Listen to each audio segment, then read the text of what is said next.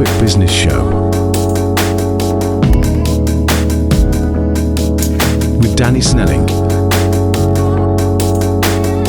Sponsored by MT Comms. Right, Tristan, how are you, mate? Yeah, pretty good. Thank you very much for inviting me in. No worries. So Tristan Gordon, everyone, and I know you have a company name. I think this T-shirt, yeah, the it does shirt give kind it of away gives a it little away. bit, If anyone doesn't know who I am. Yeah. Zebra Invest, is it called? Yes, that's the one. That's what most people will know you for, and obviously that the shirt gives it away. It's interesting because I obviously, a lot of people know me from my previous company, Pink Connect. So I used to wear pink shirts, and it does work. Bit of branding, bit of personal branding. It's the perfect thing to get you just to stand out, and especially as we quite go to quite a few networking events, different things.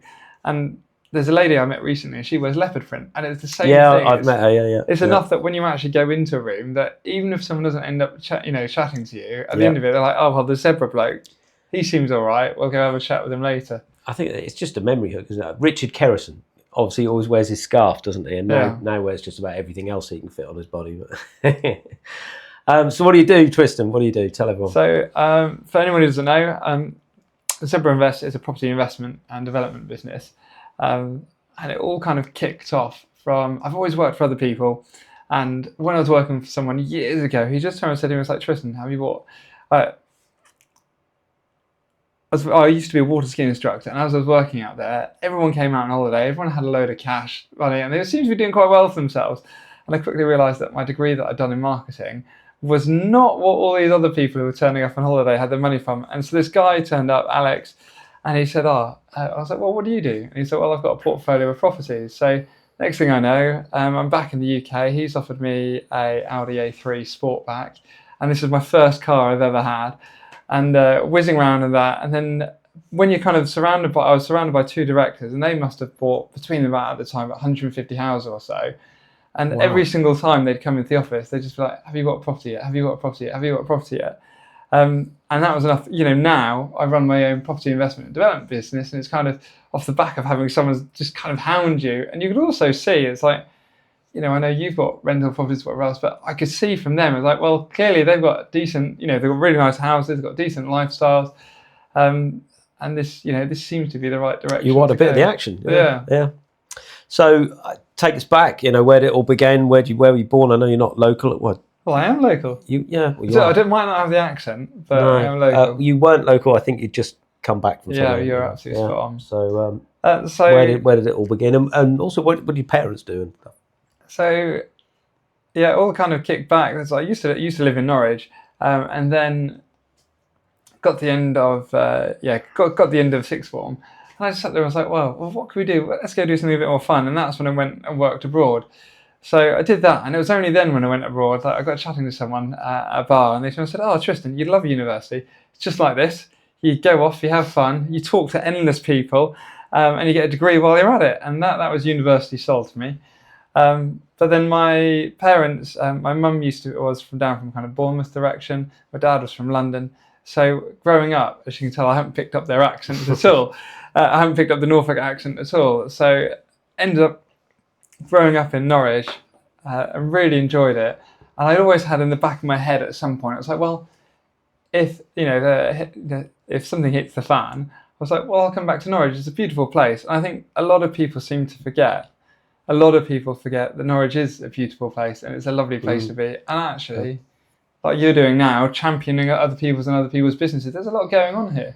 There is certainly, not just the business world, but it's also, I feel, a bit isolated. So you've got, obviously, we haven't got the motorways coming into the county either. And I think a lot of people, myself included, prefer it that way. We don't want the motorways coming in. We like our seclusion, I suppose. That being said, when anyone visits, they're all like, "Oh God, what a nightmare journey!" But yeah, long may that continue. I think. But you're right; it's got a good feel about it, hasn't it? Yeah. Then. So you mentioned university. What did you study? Marketing, was it? So we did marketing. Yeah. And needless to say, shirts. yeah. Good tip, I guess. But it's interesting though because I'm trying to see patterns in a lot of people that I've had sat in that chair, and one of them is strangely, not many of them have been to uni. Or they're not very academic, but I suppose marketing is a bit creative rather than academic, isn't it? So yeah. You're forgiven for going to university. And then what did you do? And was that when you headed off to the water skiing? As I was working out there, then next thing I know, I got chatting to Alex, and as I explained earlier, and then I had a phone call at the office one day, and it was like, Tristan, we're looking to sell a property. Would you like it? And I sat there and was like, well, this is the perfect opportunity for kind of me to get a bit of the action. And I was like, yeah, go on then. I knew the property that I'd done. I used to do a bit of lettings as well, so I've been around the property a few times, knew it kind of inside out. And I'm sure Neil Tarbert would definitely say not to do this, but I didn't have a residential mortgage on it. I can confirm that. Oh dear, yeah, you got that old trick, yeah. Bought the property, and it's about 120 square meters, which, if anyone knows about property, a lot of the time now, if you can look at the size of a property, you can rearrange it to then kind of get a bit more juice out of it. So it's interesting actually, because for those that don't know, I'm also into property a bit. But you always talk square meterage. I never have, and I know a lot of my colleagues and people in other estate agents don't really talk about meterage, square meterage. But I know you always have done, and that's always thrown me when you mention that. So I don't know. That is not a Norwich thing? I don't think. Well, so maybe it's a property developers thing. Yeah. So for those people who are interested in property, and you're trying to look at property and trying to basically work out which one's a better deal than another one. So in the UK, we look at it and think, well, I want a 3-bed house and I want a 3-bed house, but a 3-bed house or a 3-bed flat is one thing to another. So what I tend to look at is actually, well, what could that property be rather than what is that property? So, for example, with this house, it was quite a large 3-bedroom house, but it would quite easily be a really nice 4-bedroom house. And all I had to do was, and my dad came down at the weekend, and at the time I just started dating a girl, and I thought, Tinder's almost perfect for getting yourself decorated. Not a good recommendation. And then we over a weekend moved a couple of stud walls, and then I turned my dining room and what was the outside, the kind of the store that was built into the building. We got rid of that, turned it into a living room downstairs, got an extra bedroom, and for probably about £5,000 added probably about another £6,000 worth of rental income a year. Yeah. And what then happened off that idea is, after it got to the end of probably about 2 years in the mortgage, this was circa probably 2015, so house prices have all been kind of stagnant for a while, and then suddenly the prices kind of jumped off. I'd rearranged it to a 4-bed, so the income had gone up, and I got a new mortgage on it, and suddenly all the money that I put into buying the property had come back to me, and I sat there and I thought, wow, okay, so we've bought a property, all of the money's come back to me that I've put into buying it, well, let's go again. And then the second time round, I used to go to university in Portsmouth, and when I was there, I was like, well, I know the perfect place to pick one up. Found one down there. But one of the bits, and this matches whether it's property or business, it definitely matches up, is you always need to look at your wins and find out and think back what worked about that win. Because whether you're growing a business, whether you're scaling, whether you're even just ticking over or you've won a new customer, or in my case, a property, if I knew what would actually work the first time round, and what happened the first time round was I'd added an extra bedroom. Whereas the second property I bought and I parked my money in it, and that then meant that 2 years later I was like, oh, I'll be able to get my money back out of it again, and you couldn't. It was all tied up, and I've got nothing wrong with that. It generates a good income, but actually, if you do sit there and just think, well, what went well last time, and so now every time I do a property deal, I get to the end of it and think, well, what went well with that one? What didn't go well? And what should we do next time? Yeah. But I guess a lot of those variables are out of your control. Obviously, the market is certainly out of your control, but you can, I guess, diversify in what you're doing with that property based on what you foresee the market doing, I suppose. Yeah. But there's various wins, isn't there, and various potential losses in every deal, I suppose. So at what point did you think, well, hang on a minute, I can help other people do this? And so when I moved up to London, and I got myself what I call, and I realised someone else the other week had one, but I call it a drink drive certificate, because the certificate is a positive. So Good way of looking at it. Yeah. I was a third of a pint over the limit. So just a heads up to anyone. Don't do this, third kids at pint home. Don't the do this third at home. pint was a bit much. Disclaimer here. But actually, I moved up to London, and I then started working for a company where I built a portfolio for someone else. I took them from, I think it was about 6 properties off the top of my head to about, it was something like 6 to about 24 or 28 properties in the space of 12 months. Wow. And That's massive. we're just constantly going. And So presumably this guy you were doing it with, they had a big amount up front that they could do that quickly. Yeah. They weren't, refinancing or anything. And so with those we were just absolutely cracking out. And I was their investment manager, so I'd just go out or acquisitions. We just go out, buy, or go out, agree, get more and more and more, and just build it up. And that went like gangbusters. And then I got to a point where you kind of when you just on tick over.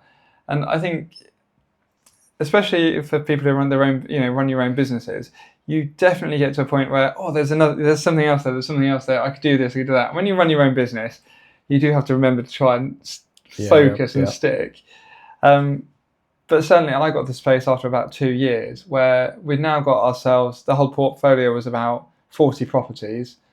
And actually, what I was good at was the acquisition, and where we'd scaled so quickly, but we hadn't actually brought in a property manager. So, suddenly we've got 40 properties, probably 240 tenants.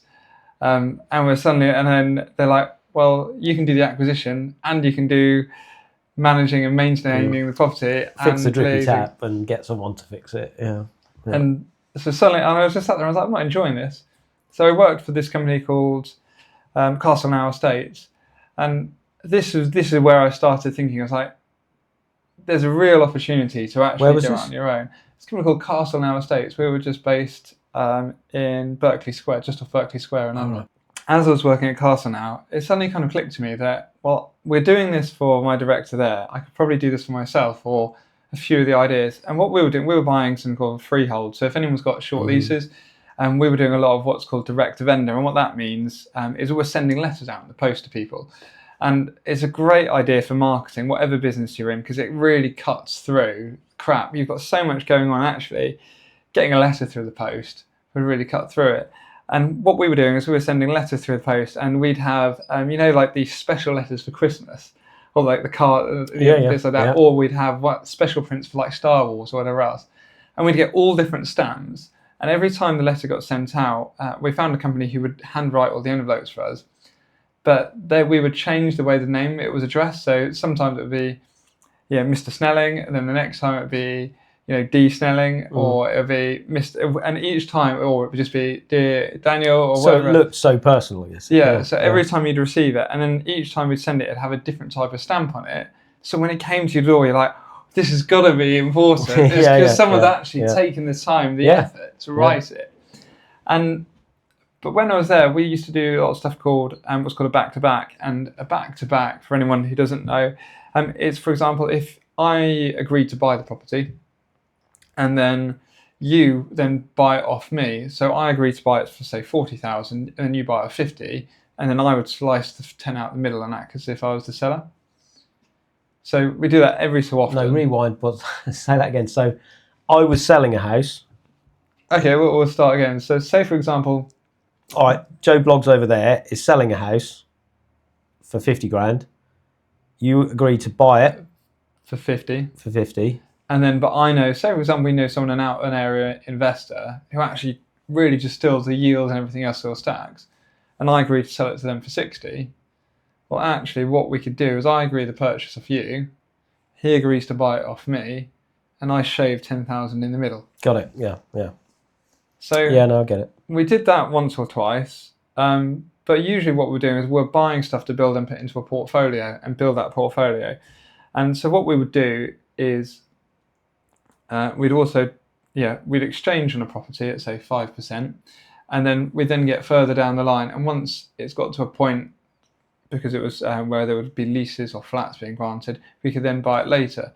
And in doing so, the way we had our structure all set up meant that we were working alongside a pension fund. So once we'd got the purchase all the way through, we then get paid the balance at the end. And so you quite quickly see how you could build a portfolio. And it was really inspirational sitting there doing it. But I was like, well, there's got to be more to all this. Look, I've got the idea that I can go out, find houses, buy them, flip, refurb them. I've got another company where I can build a portfolio at half decent speed. And now I've got a background of understanding the legals and, diving into the detail. And then my girlfriend at the time said, look, I'm moving down to Southampton. Fancy coming with? And my initial answer was, no, I'm not coming. We're done. And then I sat there and thought, actually, no, I quite like the girl. She's all right. Don't throw this down the pan. Let's go down to Southampton. Moved down there, and must have been in about 2019, end of 2019, and then suddenly we got thrown into lockdown. And she was very lucky. I mean, she got her whole house redecorated. I'm quite good at laying laminate floors, so she's got all of her flooring done. Builders during COVID, you're an essential trade, so we ended up going to the builders merchants, got the whole pretty much most of the garden done in that summer as well. And I think she got a lot of and in the end, unfortunately, I proposed to her and things didn't work out. And I kind of got the end of it. I was like, well, I'd always had in the back of my mind, if things didn't work out, we'd come back to Norfolk. But as I'd moved down there, I'd actually started my own business, because I was like, well, who on earth is going to want to employ someone who used to build portfolios for landlords, who used to buy freeholds and ground rents? No one's going to want anyone like that. And I started going to all these networking events, talking to lots of people. No, but you're right. You become unemployable, I suppose, at that point, because there's no job description out there that matches all that, is it? So, of course, everyone doing that are already their own boss, aren't they? I guess. But and I think it's the kind of thing. If you did go at that point in time to say a networking event in, say, if I'd gone down to Southampton beforehand and I'd gone to a property networking event, or you'd been talking to people beforehand, chances are you probably would have found someone who would have employed you, because actually, would have looked at you and thought, yeah, well, I'd quite like someone to constantly be feeding me opportunities and deals, and doing this for me. But in my head, I was like, well, no one else is going to take me. But I'd always had from a young age, I've always been ducking, diving, trading, buying. I've built websites, sold websites, whatever else. I just sat there and was like, I think this is the time to go for myself. And then you come back here. Yeah. And where did you move in? Back with folks, or? I was incredibly lucky. My dad had recently sold his business, and he'd bought a flat to basically it's now being used by a local charity for women affected by abuse of different things. And a company called Hebron Housing, they're great in Norfolk. But at the time he said, oh, well, we're going to give this to charity to use. And he said, well, you're pretty much a charity case now, aren't you? And I was like, all right. And I was extremely lucky. And he said, go in there and you can have a bit of reduced rate rent. And I was like, well, that works out quite nicely. And then, so lived only just around the corner from where we're now. And then it took a little while just for me to kind of reset, one with my personal side of my life, and just like get back to kind of, I call being happy. And then once I kind of got back to that, then it was like, and at the same time, we were doing this, some of these people, everyone's had to go at Boris Johnson for, his lockdown meetings, whatever else. Oh, yeah. So during that time, I managed to find a few friends through business networking that was going on online in Norfolk. And we set up Business with Beers, and we worked out if we go to different people's offices each month, then we could go have a business meeting. And we did stay at least 2 meters from each other, but it did happen that we all seemed to bring about 4 cans of beer in each. Yeah. I'm sure that no one else did anything like that, because they're all goody two shoes. Oh, absolutely, yeah. But it's interesting.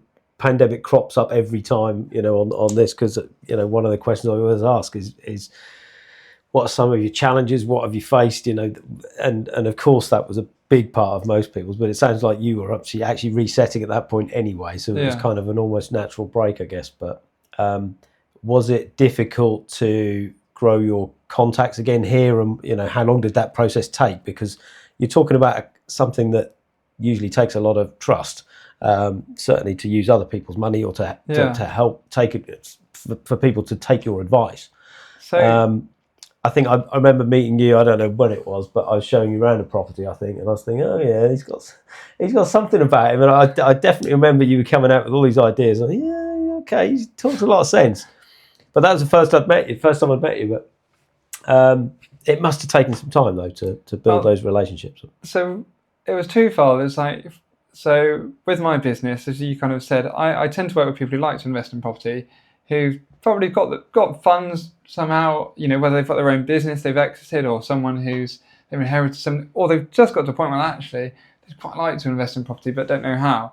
And it definitely takes a lot of trust to build up, and actually to sit there and think, well, do I trust this 30-something-year-old to crack on and build this for me? And I think that's where, like we're doing now, is I've got videos, even at the very beginning, with longer hair, walking around, and my girlfriend said, you look quite a bit younger there, walking around there.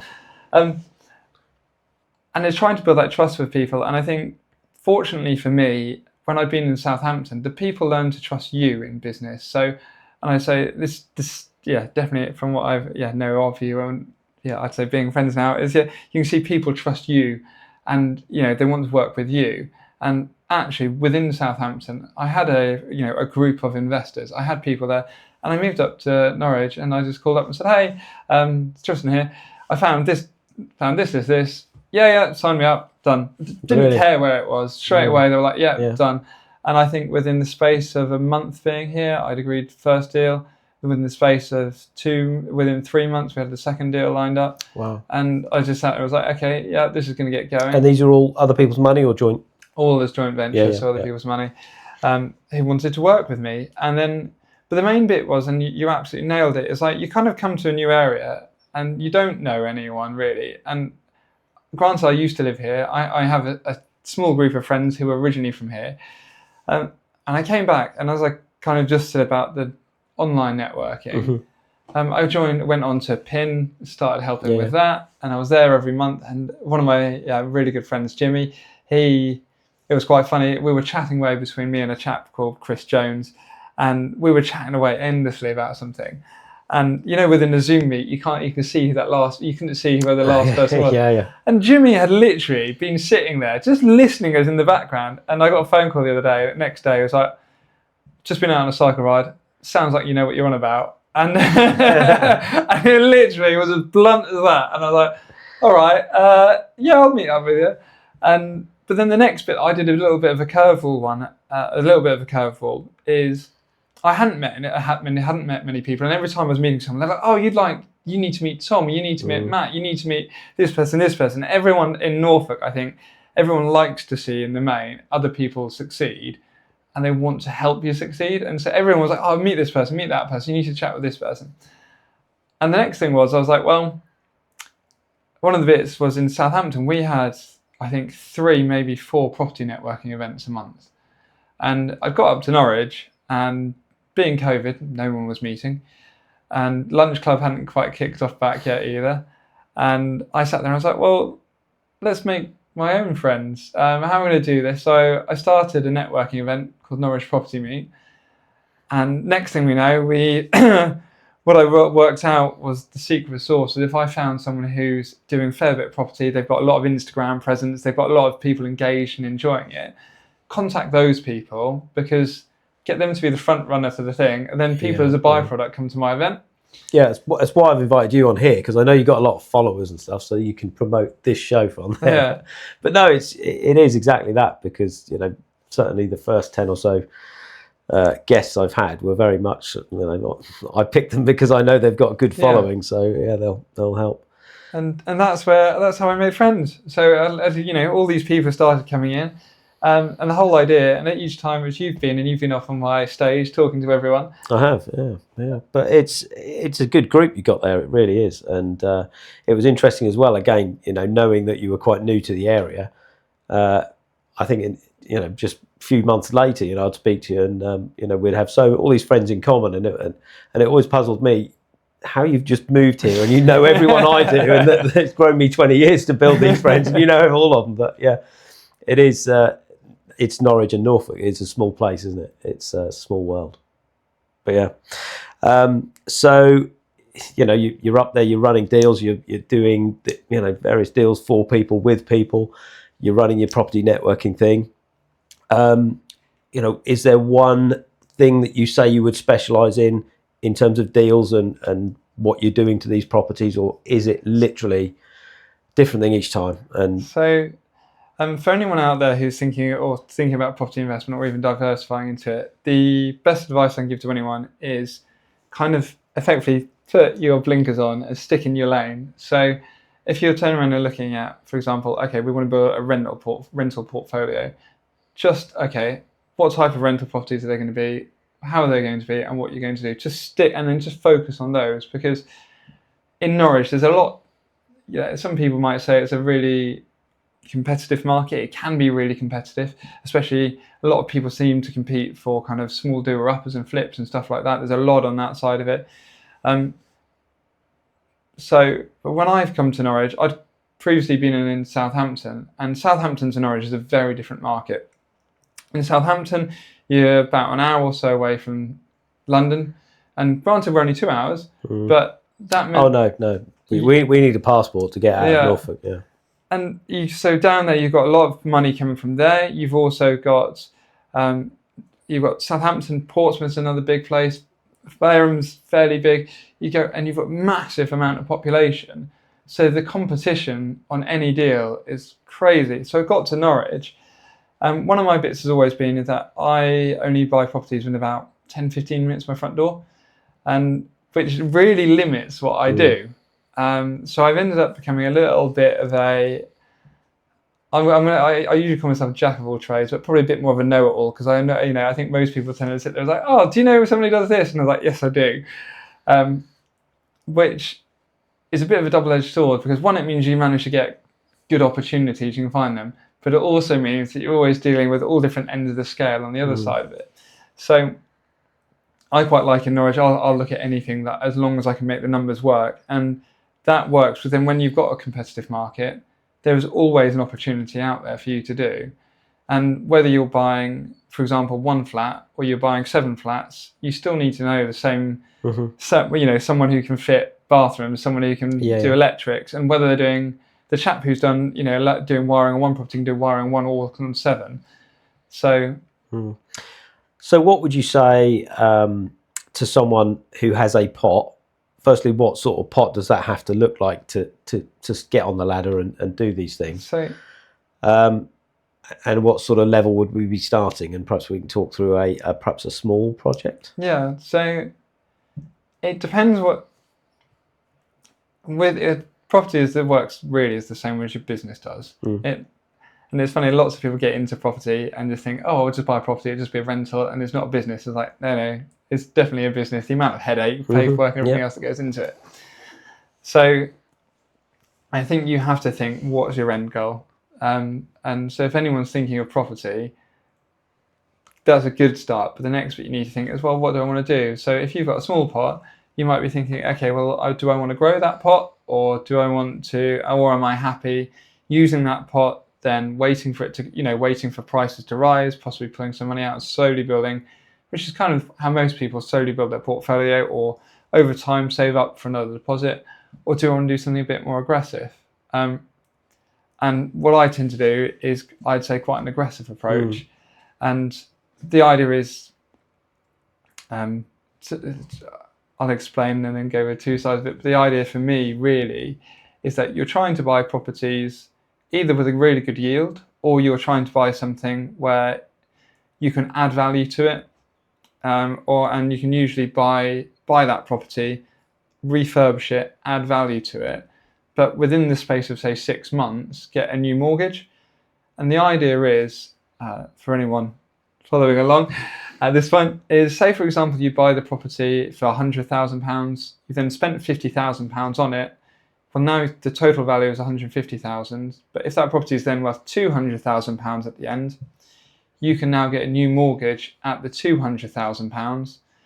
And what that will then do is that will pay off the £150,000 you've put in, which then allows you to go again. Because the money that you've originally put in, the £150,000 being paid back to you, you can go again. And I call those the unicorn deals. There's not loads of them, but you can. But that as an example is kind of your standard, I guess, property investment. But most people are of the opinion, well, I couldn't get a mortgage on that. I've already got my mortgage to pay. I might have this little pot here, but I can't do that. So how do you do it? So I've got people who come to me and they're just, as I said, who want the hands-off side of it or don't want to have to worry about how it works. And there's various different ways of doing it. But I have some people who simply just want to say, look, I want to understand how it works. I do what's called a lend and learn. So I've had a few people who will sit down with me. They've lent, say, £25,000 or £50,000 for the space of 12 months. And much like where we're sitting now, we'll sit down together over a year and then just go through step by step. So at the end of it, you've got the confidence to go off and do it yourself. And even I just try and say that, go view that, go view that, go view that, and try and make it work for you. I've got some people who don't want to do that at all. They just want to, they're quite happy and they just lend funds towards a project. And then that project will then run for, say, 12 months or so and then again get repaid at the end. And I have one of my projects where we did it, got the end of it, and the guys, everyone said, yeah, go again. So we've done that, and then I've got one or two, and it's every so often is where we do a project, usually what I call a buy to sell, where you buy it, do it up and sell it. It's probably the oldest trick in the book. Mm-hmm. And with those, sometimes I'll end up having an investor who I work with, and they would put the funds in to do the deal. I run the whole deal, and at the end of it, we split the profit. Mm-hmm. So, yeah, I know there's so many different ways. I mean, have you got any standout as being really, really good deals and investments, not just financially for you, but for the investor? Is there any real projects that stand out? That you can talk me through. I've done quite a few. But one of the ones there's two that I really liked.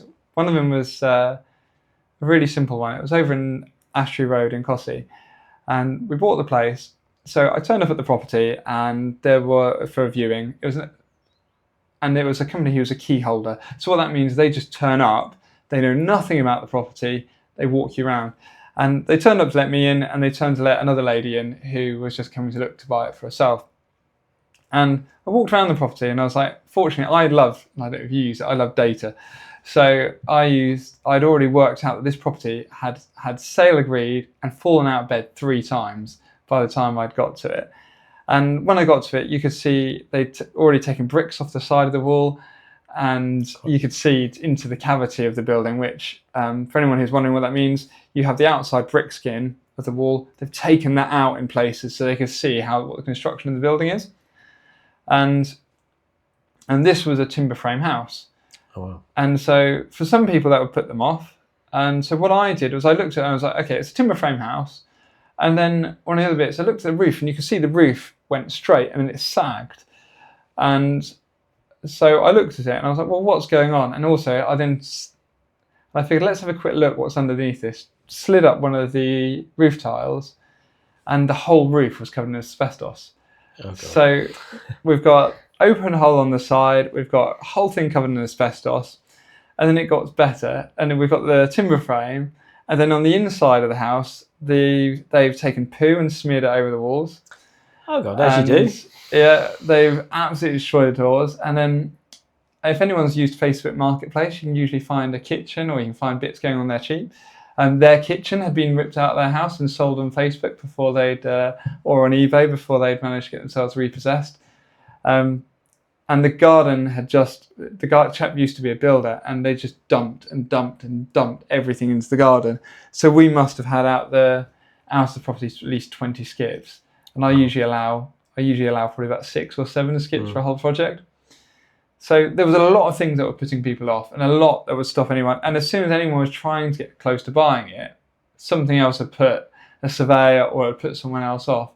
So with that, I popped a couple of text messages out, and chap who I'd done a couple of deals with, Tony, who had done a few deals with down in Southampton, he said, yeah, go for it, I'll do it with you. And what I'd done as well was knowing about the timber frame. I'd called up about 5 different mortgage brokers. The property previously had a mortgage on it, and all of them had said, well, if it's a timber frame, it's the same construction as a modern building. Yep, as long as you tell everyone up front, yeah, we'll be able to get a mortgage on it. So, perfect. I then called up a load of surveyors and said, could you come have a look and see if there's any works that we need doing to it? And they said, well, it sounds like you know more about this property than we would be able to see when we're there, so don't bother. And so we then went in, stripped the whole roof off it, and we ended up having a skip, absolute colossal skip from pips that you could put asbestos into. And They still do them?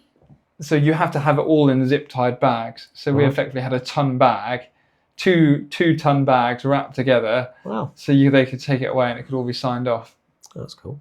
But at the beginning there was an absolute hole, and we then went in, and I think we ended up, the budget was less, it was about 50,000. We spent about 80.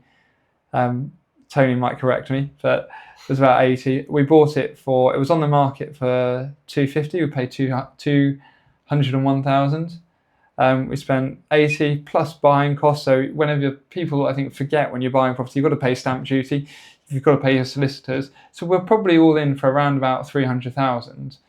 And we put it on the market, and we told everyone, we said, look, it's timber frame construction. And anyone who came to make an offer, we tell them straight away. So then if anyone asked any questions, you know, if anyone's got their mortgage company or whatever else, just make sure you ask the question, it's timber frame. And we said most new builds now are timber frame, so it's timber frame. Granted, they're different years. And we then, within going on the market, within 3 days, we'd had 3 offers. And we accepted 400. I went away on holiday. By the time I'd gone back from holiday, we'd had the sale fall out of bed twice within 7 days. And on the day that I got back, we accepted a full asking price in cash. Wow, Someone who just moved needed a place. They were living in an Airbnb around the corner. And what we'd done was we made the whole space inside an open plan kitchen living space. And it was absolutely colossal. And the garden, you could walk all the way down and through a lovely decking space. You go right down to the back, and it even had like an annex down at the back of the garden. And Oh, wow. it was, on numbers, it was a really nice deal. We took £50,000 away each out at the end of it. And the neighbours either side of it, they were so grateful because they constantly had this a eyesore neighbour there, who was just absolutely ranting and raving and have a go at them.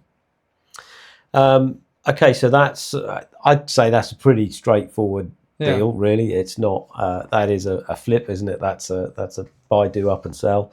So talk me through one of the perhaps more technical, more detailed, more problematic, shall we say, ones. A good example here would be, say, on King Street.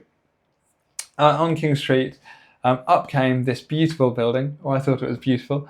It was 42 and 44 King Street, and one side of it was Kasabian's kebab shop. Yeah. And remember it well. Many a drunken return home, and you wouldn't want to eat there. Oh, I did frequently. Yeah. And then on the other side we had 42, and 42 used to be a tapas bar. And we found the place. It'd come up online. I think they were asking about 375,000. We've done our figures. We wanted to pay about 345. We paid 355. And with the property, we bought these 2 places, and the kebab shop on the left-hand side, to give you an idea, the floors were like that. It was, you could put a marble on it and it would just go. You would never be able to see it. It was like walking through a ship.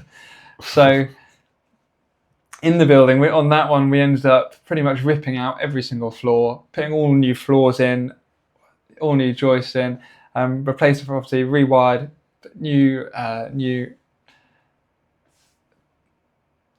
plumbing into the property, and got to the end of it. And that one turned out it was fairly simple. And at the end of the day, we've now got an aesthetic studio in there, and that was fairly straightforward as far as projects go.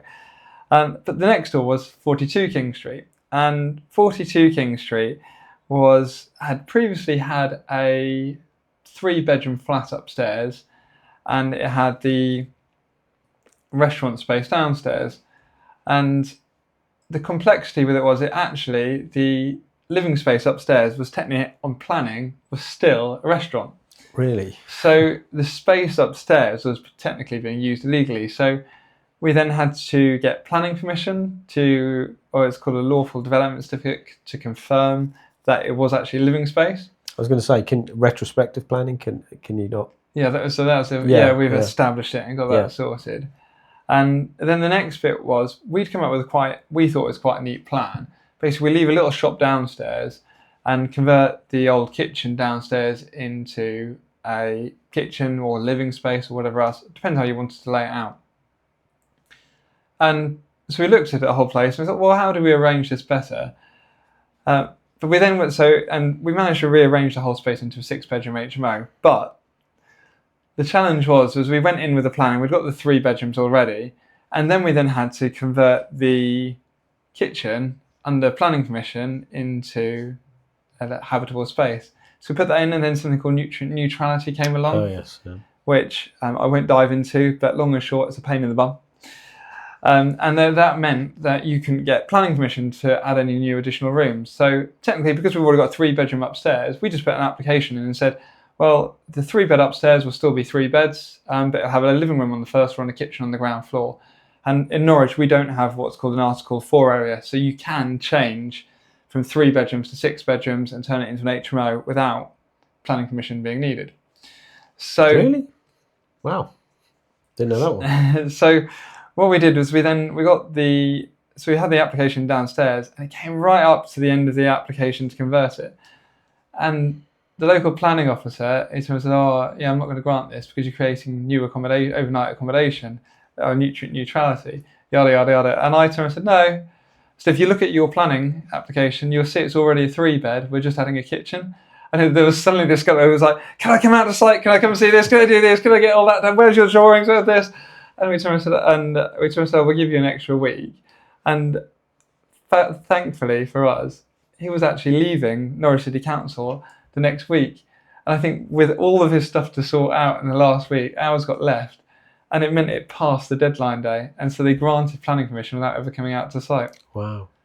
So we got that through, which was great. And the next bit you have to do, if you're ever going to, with this building, because it now has a house effectively at the back of it, because we split part of the back of it off, you then have to have building control regulations. So sign off to say that the building's sound, it's safe, there's no fire, whatever else. So building control turn up to come and have a look in our basement. So we've got a basement in the building, and they said, I think you need to what's called fireboard it. So fireboard your whole ceiling so then the fire can't go up and through. Yeah, that's fine. So we turned up, guy turned up, said, yeah, fireboard the whole ceiling. I want it double fireboarded. Once that's done, I'll sign it off. So we got in, double fireboarded the ceiling, and then another officer turned up. And then the next officer turned up, and he turned around and said, I just want to, can we check that you've got the acoustic, or like basically fire bats and acoustic bats, which are certain type of insulation, in between your joist and your floor? And I was like, well, you never specified it, so no, we don't have it. We've done what you've asked us to. So the next thing was we pulled the whole ceiling back down again. No way. Fitted the acoustic bats, put the whole ceiling back up again. And then we had another one turn up, and a completely different officer, and then he turned and said, oh, well, you've done all of that, but you haven't got, you haven't used the intermittent sealant all around all your joins. So we then used intermittent sealant around all the joins. Another one came back and he said, oh, well, I'll only sign it off if you plaster it. So all of them have told us, we only want you to do this, we only want you to do that. And it took us, I think, 8 visits to get them to sign off on a ceiling. And on the last visit, they then came and said, oh, we want to inspect the new corridor and upstairs of the property. And they went upstairs and they were like, oh, well, you need to do this, you need to do that, we need this. And I was like, this isn't even part of the application. Crazy. So, but at the end of the day, it was a lot of hassle, but we got a property that was valued at around about, I think all in all, it was around about £760,000 that we'd spent about 160,000 doing, and we bought it for 355. So There's Didn't probably you about split the title on that as well, or do something It with was the all- address Yeah, and then we then had to get another address, and now it's got for the back Yeah. entrance? Yeah. So it was a lot of juggling, a lot of challenges. And one of the bits we had as well, and I'm sure people will get fed up with this in a sec, but we went to a lender who said they'd lend us the money to do the whole deal, and they sent a valuer down from London. The chap from London don't think he'd ever stepped foot in Norwich before, and he turned around and said, "We're buying it for 355,000. If we turn it into the HMO that we wanted and refurbish next door, at the end of it, it might be worth £400,000. And I was, and the lender just said, "We're not lending to you." And I said, "Can we just get a different lender on, a different valuer to come out and have a look?" No, we're not doing that. And so suddenly you spent all this money with someone. Unfortunately, we then had a chat with the seller, and we said to him, "Look, do you mind if?" And people would have done this before if it's your own home. Is you can do something where you exchange and then you're all set to complete the week after, so you've got time to make sure you get, loads for less all booked in, and so then everyone then turns up to do what they're moving. But actually, what you can also do is extend that from 1 week, and we extended it to 2 months. He gave us the keys, and we started cracking on and refurbishing the place before we actually owned it. Yeah, well, it's not unheard of, that one, certainly in my walk of life anyway. But so I guess that's an example of I didn't go wrong, you got round it. Is there any that you consider real successes, and I don't know, one of your best? Is that one of you? So the best deal I've done so far was, I thought it was bloody funny. So what I've been doing is on Rightmove and Zoopla and on the market, there's a little button at the bottom. You can type and send a message to all agents in your area. And what I'd done is I put on the bottom and said, "I'm looking to buy freehold flats. If anyone's got a block of freehold flats, let me know." One chap reached out to me, and he had 2 flats. He said, "I'll come have a look at this." And every time we got to it, that blooming thing called COVID got in the way, and we couldn't go in. And he eventually came and said, "Look, Tristan, I've got 5 flats. I'm about to stick on the market. We're going to stick them on for £300,000. It's 3 studios and 2 1-beds. Come have a look at it tomorrow." Then on the Thursday, so the night before that, we'd gone out on the Raz, had quite a good time. I got up late the next day. I completely missed the viewing. He said, "Are you coming?" Yeah. I'm just leaving the house. Probably wasn't even in like boxer shorts, getting out, getting in the shower. And next thing, and then I was like, "Crap!" And then I just ran downstairs. I got myself on an electric scooter. I got to the property, walked around, and I'd already done my numbers on the computer before I got there. And I knew for a fact, it was probably worth more than what I was going to be able to get it for. But it didn't have planning permission.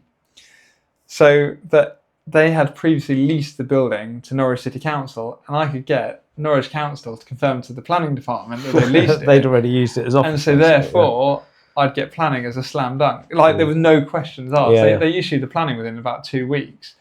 And so with that, I had a few people who came together, lent money towards the project, and the idea was to buy it, refurbish each of the studios into 1-bedroom flats, get a 2-bedroom and another 1-bedroom out of the place, and lift it quite significantly. But I'd gone out, I'd looked at it, hungover state, whatever else, barely even remember the viewing, and I went up to London, and one of my friends, Alex does quite a bit of legal work for me, and Alex said, "Oh yeah," and I said, "Oh, Alex, I think I need to do this. I don't have anyone who's got the money. I don't have any money at the moment."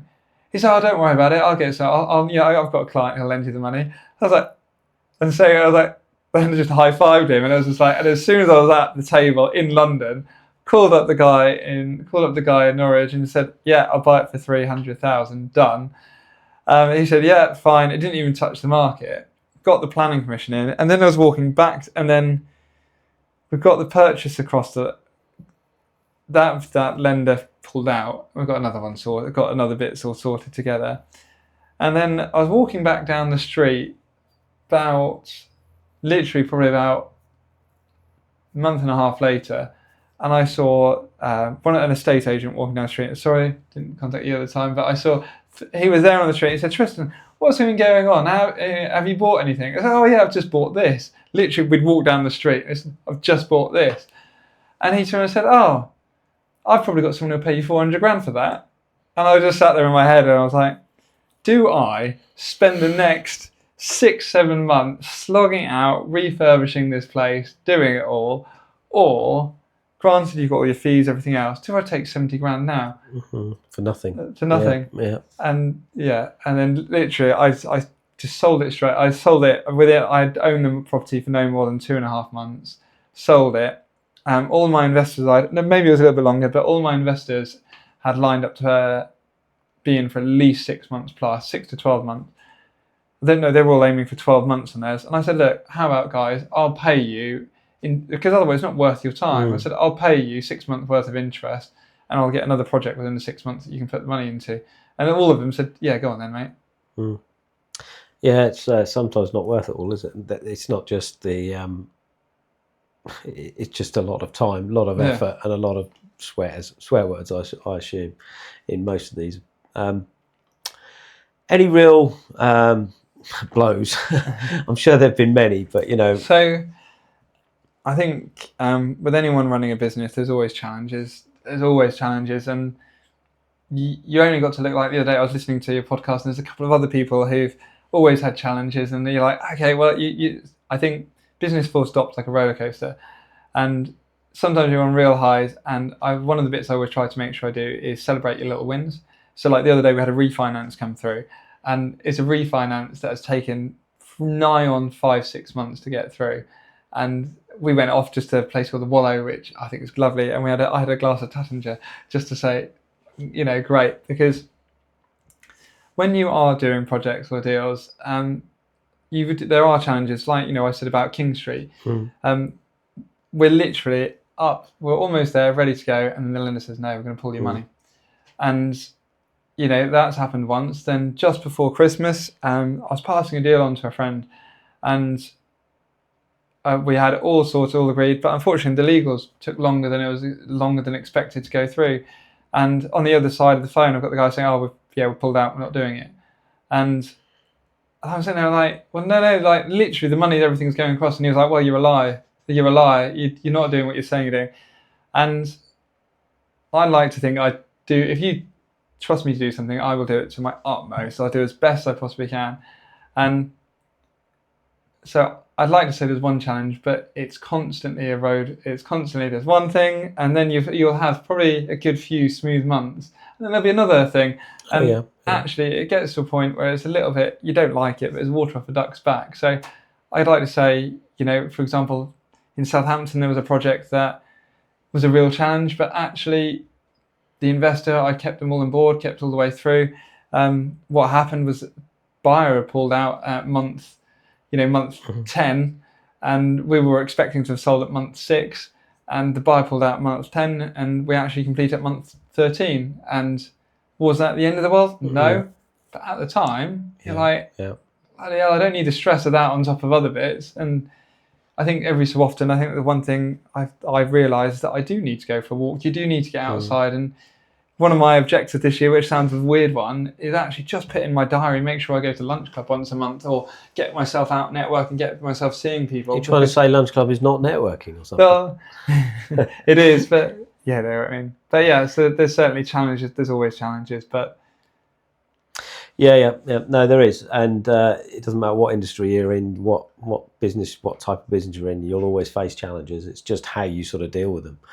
I suppose one other thing I must touch on in your walk of life, there's obviously it is going to go wrong, and on occasion for the investor as well. Usually, I'm sure most of your deals are structured so if they do go wrong, then no one really loses. It's just you lose out on the opportunity of that deal. Yeah. But there are, I'm sure you're aware, other less trustworthy people out there who perhaps have taken people's money and not acted wisely with it. What can people do to avoid those sorts of mistakes or trusting the wrong person? So I think when it comes down to it, and you look at investing with anyone, the BNI bit of know, like, trust, that's one side of it. But the other bit is, when I first started up my business, the first thing that I wanted to do was make sure that people realised I was credible. And actually, you've got to trust the person you're doing it with, but you want to make sure whoever it is credible. They've got a decent track record. And so the first thing I did was I started doing loads of YouTube videos and all that stuff, because I thought, well, at least that way someone else can see. You can go online and you can see back to 2019 me walking around the house, helping, doing it, sweeping the floors, whatever else. But the main bit I would say, and one of the bits I really wanted to demonstrate, was, as I just said, was credibility. But that was also the fact that my business still to this date is, and it doesn't need to be, because if you're a property investor, you just work with a property investor. But I'm insured as if I was an estate agent or an investor. So I've got professional indemnity licenses. I've got client money accounts. So if someone invests with me, your money gets put into a client money account before it goes into a deal. I've got ICO registrations. I've got TPOS registrations. I've got all the documentation that if you were to go to, an estate agent on the high street and they sold you a deal and it was absolute crap, then you've got recourse. And I don't know if other people, I think most of my friends who go off and do joint ventures with other people don't have it. I've never heard of anyone having that, to be honest. I've got it because no one's ever really asked me for it, but I think it's enough that you just turn and say to someone, oh, if you want it, I've got all of this. And actually, it's just that little bit more credibility. And you're only ever going to be as good as your deal. And when it comes down to it on that side of it, you just need someone who's actually talking, someone who's transparent, someone who walks you around the property. And for example, with the project we're doing at the moment, it was on pause for a little bit, and I've just said, I've taken all the photos, told everyone else on the project, I said, look, we're getting with all the concrete's now setting, soon we're going to be back on with the blocks on here, get going, and the guys should be back on site next week. But I think you need someone who's going to be transparent, honest, open, and keep you going along the way. And I haven't done it with anyone else, but when I've done joint ventures with other people, I've also asked for their credit records. I've asked to see their credit record. I've asked to see, and I've given my Experian, Equifax, whatever else. If someone's asked for it, if someone's going to say no, chances are they've got something to hide. Absolutely, yeah. So perhaps coming back to a question I asked earlier, if someone has got a small pot or a big pot,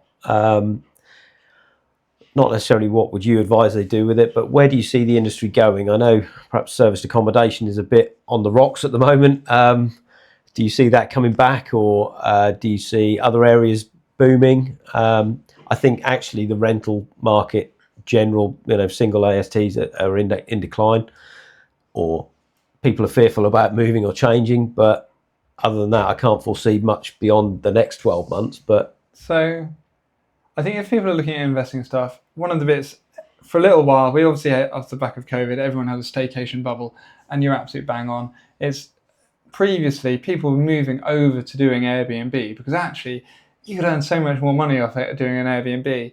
But when it actually comes to at the moment, the winter months, it really drops out. And in the summer, the peaks and the troughs are now actually so much further apart. Actually, it makes more sense to have it as a normal buy-to-let. In Norwich, for anyone who's looking, lots of people like HMOs, and it's almost like it's a new buzzword that everyone seems to get hold of. And HMOs really do work well. And for those unaware, house of multiple occupancy. Or it's a house share. So if anyone's got a student house, something like that. But they can work quite well. But what's happened in Norwich that's changed over time was, if you went back, say, 10 years ago, 10 years ago, Dan T was just getting started. He was going around, it might be a bit more than that, but he was starting actually to put all-en-suite HMOs together. And he was really, I think, he was really the pioneer of HMOs across Norfolk. And as he started doing it, other people have started doing it. And that's fantastic. It's really pushed the quality of the standard. So all the students have now moved towards high quality stuff. And actually the stuff that's middle of the range, crap, whatever else, it's just drivel, doesn't seem to work. And what's then happened is we've actually got slightly lower student numbers at UEA, whilst the University of Arts is now doing far better in numbers, but they're in different locations. So one's not really offsetting the others for the other landlords. So there's a glut now of professional house shares for people to live in. And in doing so, that's actually going to be driving down the rents a bit on it. So the professional side of course, you got the big blocks of student blocks. So the HMO side of it, there's a challenge there as well. But when you look at the actual buy-to-let, your standard rental side of stuff, there's a good opportunity there at the moment, because in the last year, of all houses that were sold, 20% of all properties were investment properties, and only 10% of all properties bought last year were investment stock. So Yeah. when you actually do that into I know real that, I know terms, those percentages very well. and if you do that into real terms, that's an actual drop of 2% of the whole rental stock going down. But that just means the people who are looking for rentals are getting squeezed and squeezed into what they've got. And so there is a good opportunity there on the buy-to-let side of stuff. And also, unfortunately, there are people who were previously probably in a one-bed flat who no longer can afford it and are actually now going back to HMO as well. But the answer to your question, what's the opportunity really? And I think this is the prime example. So Danny's actually got a flat that's up for sale at the moment. It's probably, he had one up for sale. Hopefully I'm actually the one that's going to get it. But actually, we're going to work alongside a local charity who will use it for what's called supported living. And in doing so, they've got contracts with the council. They've been going for 25 plus years. But they will then lease the property from you. They will manage it as if it's their own property, maintain as if it's their own property, cover all the furniture. And the opportunity really there is you've now got a guaranteed solid rent. And it doesn't, and you're delivering a house to someone who really needs it. But at the same time, it doesn't need to have all the bells and whistles. It needs to be a quality, safe home to live in with, all your electric certificates. It needs a nice kitchen. It needs whatever else. But doesn't need to have an ensuite in every bedroom. No. Doesn't need a flat screen TV in every single room. No. And it's actually, you can deliver really good stock for those who need it in a different way. I think actually that's where the opportunity is. And I've looked at this company and also with Circa and a few others, because I think that's really where people are in desperate need for housing, and the council, the governments do not have that stock available. No. And that's where you can always kind of patch in to help. Because they sold it all. Yeah. Yeah. Interesting. So I've got to move on to technology. I know you've had involvement in various bits of technology over the years, but you've also got some sort of data project running, haven't you? And Yeah. perhaps you can tell me a bit more about that. So we're building a piece of software called Property Toolkit.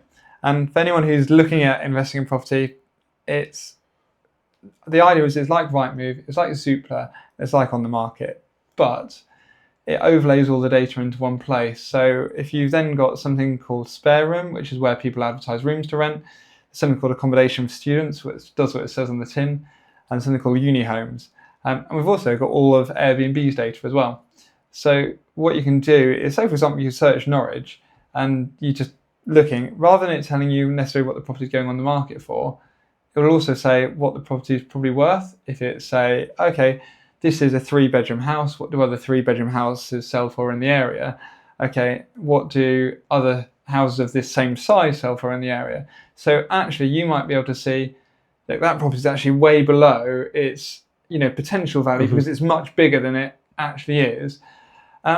So it can do bits like that. It can also, when you jump in, you click into a property, it will give you all of what we call, it will show you all the similar properties. So you can look through and say, oh yeah, it is like that other flat there. No, it's not like that one. Okay, that one's a ex-local authority house. It's nowhere near like that. That house is a Newmarket Street. It's £1 million 5-bed. No, it's not the same. But you don't have to spend hours. You just click in. It will show you everything that's relevant and comparable, similar to it. So you can go straight away and you just choose the ones that you want.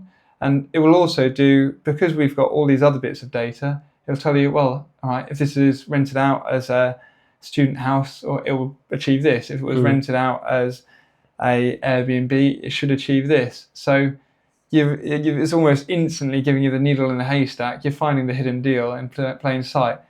But trying to build something like that, my God. Yeah.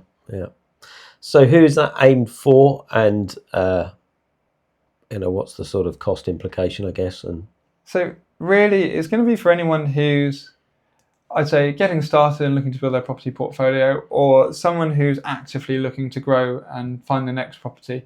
And it can also be, and there's a few people out there who just find opportunities to pass them on to someone else. So it's targeted at investors. I don't think we're going to end up with many day-to-day residential customers using it, because it's just, works differently to the way that you buy property. When you buy something for yourself, you typically buy it out of emotion, buy it because you love it. Whereas when you buy something as an investment, I've got a few hard and fast rules, but you buy it for a different reason. And so it's going to be investors who'd like to invest in property, but you can doom scroll and spend hours on trying to work out what something's worth. Sure. And it's almost, from what other people have described it a little bit to me, is it's almost from an estate agent perspective, it's almost a little bit like Rightmove Plus on steroids for the investor, because we can also track, say it's one for sale with you, and then it was listed with Northwards in, say, Ipswich or in Suffolk. We can actually see it's listed with the multiple agents. If it was for sale with you and then it's now been moved to Gilson Bailey, we can track the property. So we can say, oh, it's moved from one agent to another. If it's listed with multiple agents, we can see that. If it's been listed for sale and for rent, we can see that. We can also see if it's been used as an HMO. We've got probably the largest database of HMOs in the UK, and we know of HMOs in Norwich that the council don't even know about. But it's really all about helping you find that one property that's a good deal without even having to think about it. Fascinating stuff. And is that launched up and running? Can people?